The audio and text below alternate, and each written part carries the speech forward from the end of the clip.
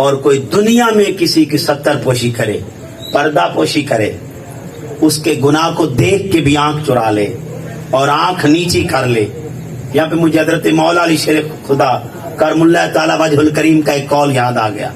آپ فرماتے ہیں جب کسی کے گھر میں جاؤ تو اندھے ہو کے جاؤ، اور جب اس کے گھر سے باہر نکلو تو گونگے ہو کے جاؤ، تاکہ اگر گھر کی برائی دیکھو تو ایسے ہو جاؤ جیسے تم تھے ہی نہیں. تم اندھے تھے، تمہارے پاس آنکھیں نہیں تھی.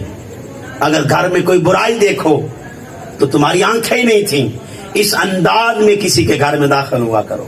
آج میں اور آپ اپنے مزاج دیکھیں، ہم تو غلطیاں چنتے ہیں کہ اس کے گھر میں گیا تھا، اس کے گھر کی صفائی ٹھیک نہیں تھی، اس کے چال چلن نہیں ٹھیک تھے، اس کی بہن کے، اس کی بیوی کے، اس کے بھائی کے طور طریقے ٹھیک نہیں تھے. ہم تو یہ باتیں کرتے ہیں. حضرت مولا علی شیر خدا فرماتے ہیں کسی کا عیب نہیں دیکھنے جانا، بلکہ اپنے آپ کو اندھے کر کے جایا کرو.